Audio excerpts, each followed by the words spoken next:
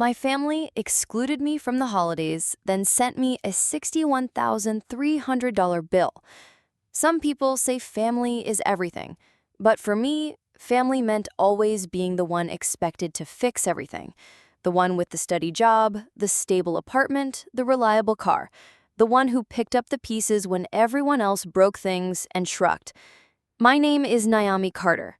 I'm 29 years old, living in Boulder, Colorado, and until this year, I truly thought if I just gave a little more time, money, patience, maybe, just maybe, I'd finally be accepted for more than just what I could give. Then came New Year's Eve. I was curled up on my couch with a glass of wine, halfway through a best rom-coms of 2024 binge, when my phone buzzed. Instagram. I tapped it lazily, expecting dog videos or someone's engagement ring. But no, it was my family. My entire family. Mom, dad, sister Chloe, and even my cousins. Celebrating without me. There they were, in a carousel of glitzy photos. My mom, Eleanor, wearing sequins and holding a flute of champagne. My sister Chloe doing a duck face selfie with her new blonde extensions. Dad behind the grill, beaming like a sitcom dad. A big red banner on the wall that read, 2025, the year we win together. And the caption, Chloe's words. Starting the new year with the people who really matter. Hashtag no drama, hashtag family first. I stared at the screen for a long time. Not tagged, not mentioned. Not even a text saying, wish you were here. My chest got tight. My jaw clenched, but I swallowed it like I'd done so many times before. It's just a party, I told myself. Maybe it was last minute, maybe they assumed I was busy. I wanted to believe that, until I checked the comments. So glad we planned this for months. Naomi would have hated the noise anyway. Best holiday in years. That's when I knew. They deliberately left me out. No accident, no oversight. They'd planned a party, a family gathering, and decided I didn't belong.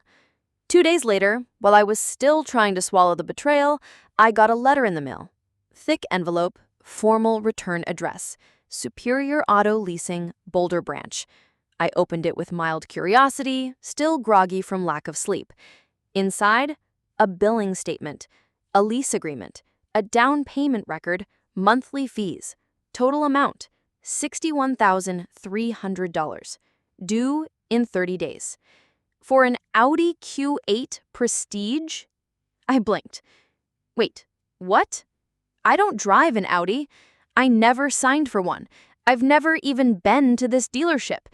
But there, on the lease, was my full name, my address, and what looked suspiciously like my signature, except it wasn't mine. Not exactly. It was Chloe's handwriting, a clumsy mimic of mine, like she'd traced an old tax return.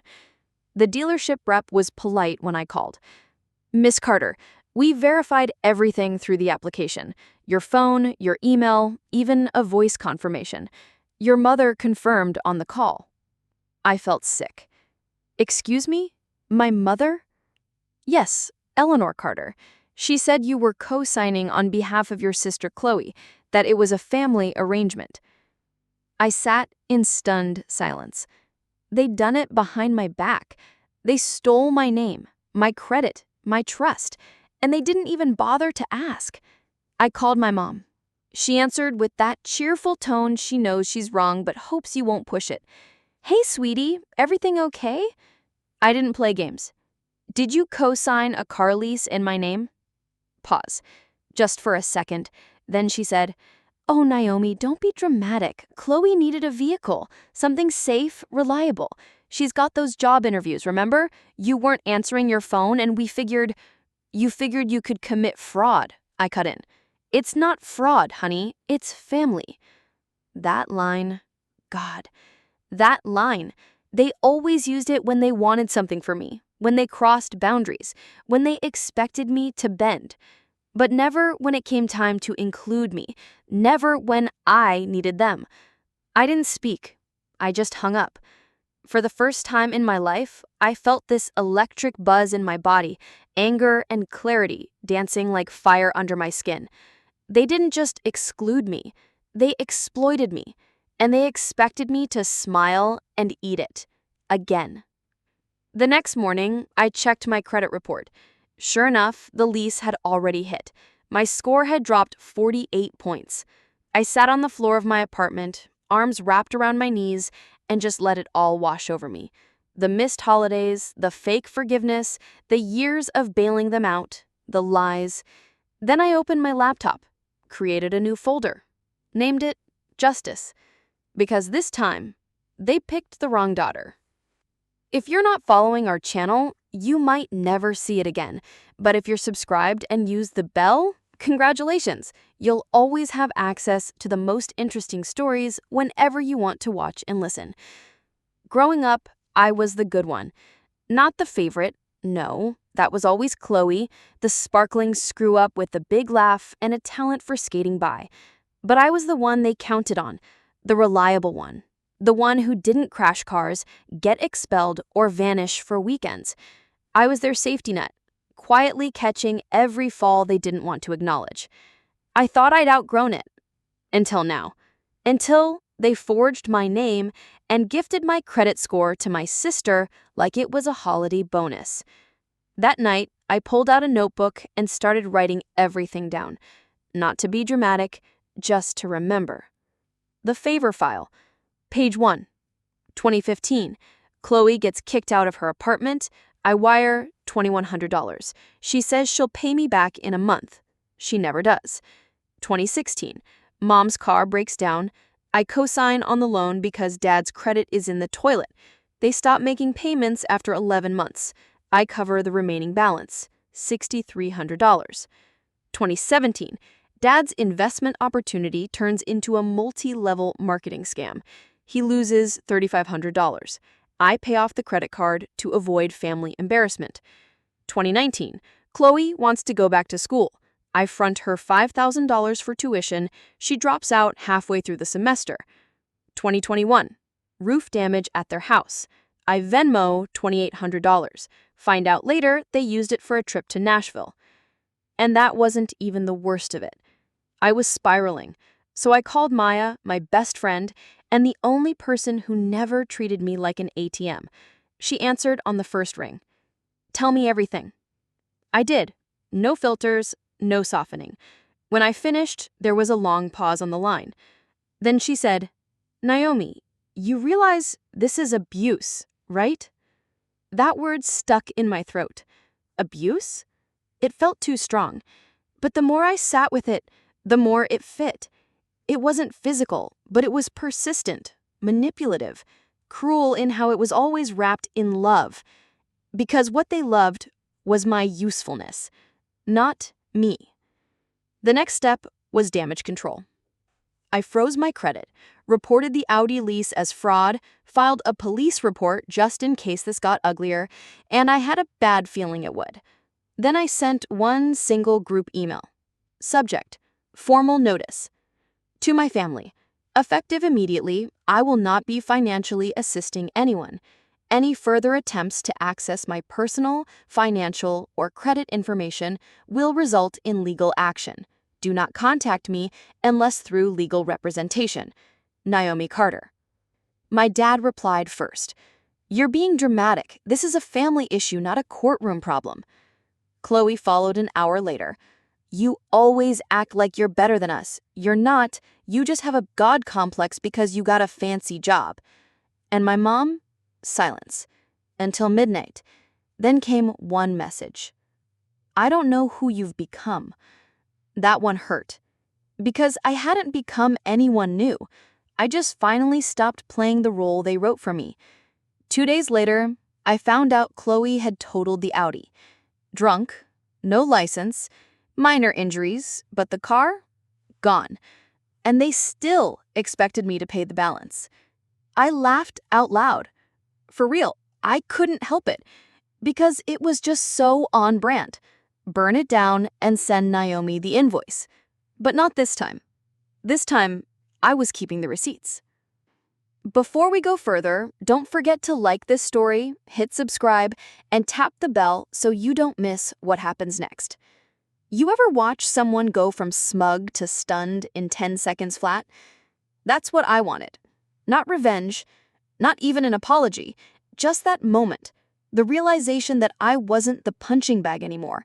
That moment came via certified mail. Let me walk you through what happened before that envelope ever touched her hands. After Chloe crashed the Audi, the dealership came knocking. I got a call from a finance manager named Dean. Polite voice, but urgent tone. "Miss Carter, we're contacting you about the outstanding balance. Your insurance hasn't responded. We'll be pursuing legal action unless—" I cut him off. "There's been a fraud report filed. I didn't sign that lease." Pause. A long one. "We have documentation that says otherwise." So I emailed him the police report, screenshots of Chloe's texts admitting it was a favor, and voice memos my mom left me that basically said, "We thought you'd be okay with it." Dean called back the next morning.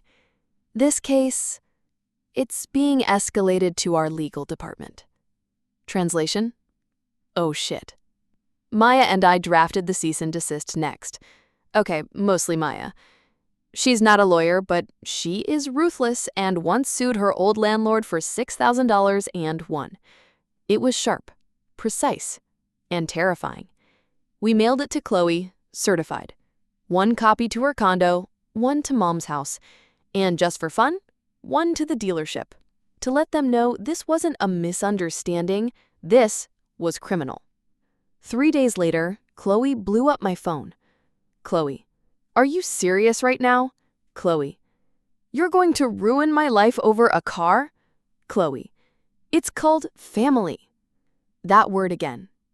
Family. Their favorite word when they needed something. My favorite word to never hear again. Then came the real bomb. I got a notice from my credit monitoring service. Someone tried to open a second line of credit in my name, $9,000 retail card. I nearly threw my phone. They weren't just reckless, they were escalating. So I took everything, screenshots, bank logs, the dealership's acknowledgement of the fraud, and met with an attorney. And when I handed him the manila folder full of evidence, he whistled. "You've got them dead to rights." Here's where it gets good. We sent a civil complaint draft to the dealership and the Carter household.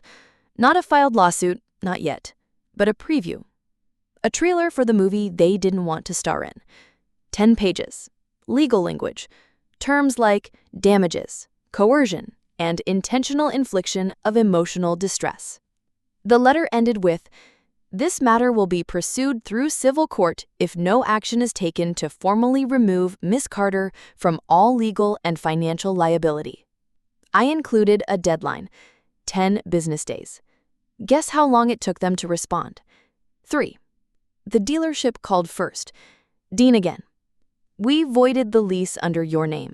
The cosigner, Eleanor Carter, has been deemed primary responsible party. You are no longer attached." He was trying to stay calm, but I could tell he was rattled. And me? I felt 10 feet tall. Then came Chloe's final meltdown. She posted a 9-slide story on Instagram. All black screens, all white text.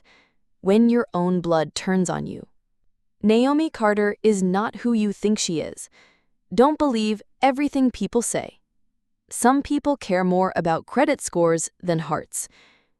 That last one made me laugh, because I do care about credit scores, especially when they're mine. And then silence from everyone. No more texts, no more calls, just the sweet, heavy quiet of people realizing you're not bluffing. I expected silence after the legal letters. What I didn't expect was war. It started small, little digital jabs, like a cousin unfollowing me or my aunt suddenly deleting me from her Facebook recipe group. Then came the real move. Chloe went public. Not with a confession, with a sob story. She posted a full TikTok. 2 minutes, black hoodie, puffed eyes, sad piano music. This is for anyone who's ever been betrayed by their own sister. I watched in disbelief as she painted herself as a victim of financial abuse. Yes, financial abuse. From me. She claimed I tricked her into using my credit and then tried to destroy her life when she made one small mistake. She even showed a screenshot of the dealership's invoice, conveniently cropped so my name was blurred, but hers wasn't. The comments were brutal. "Girl, you don't deserve this. Some people never support their own blood. Sue her back." At first, I wanted to scream. But then, I realized something. They were reacting because I'd finally stopped letting them direct the show. And when people lose control over you, they'll spin the story until they're the victim. I didn't respond publicly. No long post, no defense threat. What I did do, sent the video and comments to my attorney. He documented everything, every accusation, every lie, every threat. Because if Chloe wanted to play with fire, fine. But she better be ready to get burned by truth. That weekend, Maya and I hosted a brunch at my new place. Just 6 of us, all friends, all chosen family. We made waffles, told jokes, played Uno like we were 12. And somewhere between the second mimosa and my third draw 4, I realized something. I was happy. Truly. Quietly, deeply happy. No fake smiles, no walking on eggshells, no pretending that love came with a price tag. Then came the kicker. Grandma called. I hadn't heard from her since Christmas. "Naomi," she said, "is it true you're suing the family?" I sighed. "No, Grandma, I'm protecting myself. There's a difference." She paused. Then, in her shaky, gravelly voice, she said, "I'm proud of you. Took me 60 years to learn what you just did at 29. Don't let anyone shame you for it." I nearly cried, because she was the only one who said it, who saw me without asking for something in return. Later that week, Chloe deleted the TikTok, not because she had a change of heart, but because one of the comments finally broke the illusion. If you forged her name, that's a felony. This isn't drama. It's a crime. And just like that, the court of public opinion shifted. I didn't celebrate. I didn't gloat. I just moved forward. Filed a formal fraud charge through the police, finalized the restraining notice, blocked every Carter family member on every app I used.